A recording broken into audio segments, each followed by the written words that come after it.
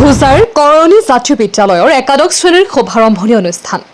কৰণী জাতীয় বিদ্যালয়ৰ একাদশ শ্ৰেণীৰ শুভাৰম্ভণি অনুষ্ঠানত উপস্থিত থাকে হোজাই জিলা পৰিষদৰ চেয়াৰপাৰচন জুণ্ঠি বৰা ডাঙৰীয়ানী, লগতে উপস্থিত থাকে হোজাই জিলা অঞ্চলৰ সভাপতি কবিৰ আহমেদ লস্কৰ ডাঙৰীয়া, Yahiya Ahmed, block program manager, Bindakandi development block Hojai, Kapahbari হাস্পতালৰ চিকিৎসক ছাইদুল আলম, মুৰাদঝাৰ আইডল প্ৰেছৰ স্বত্বাধিকাৰী নজমুল ইছলাম চৌধুৰী, কৰণী জাতীয় বিদ্যালয়ৰ সভাপতি হবিবুৰ ৰহমান আৰু অন্যান্য অঞ্চলৰ ব্যক্তিসকল।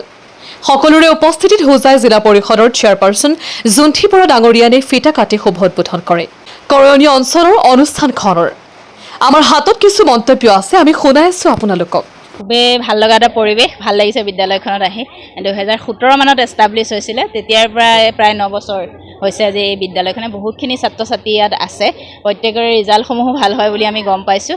আৰু যিহেতু আজি প্ৰথম একাদশ শ্ৰেণীটো তেওঁলোকে আৰম্ভ কৰিছে, 10 গৰাকী ছাত্ৰী মই পাইছোঁ লগ, গতিকে তেওঁলোকলৈ শুভেচ্ছা থাকিল আৰু বিদ্যালয়ৰ কৰ্তৃপক্ষৰ লগতে শিক্ষাগুৰুসকললৈ শুভেচ্ছা থাকিল, যাতে তেওঁলোকে এইখন স্কুলৰ ছাৰসকলৰ বহুত কষ্টৰ ফলত আজি ইয়াত আহি উপস্থিত হৈছে। কি ক'ব?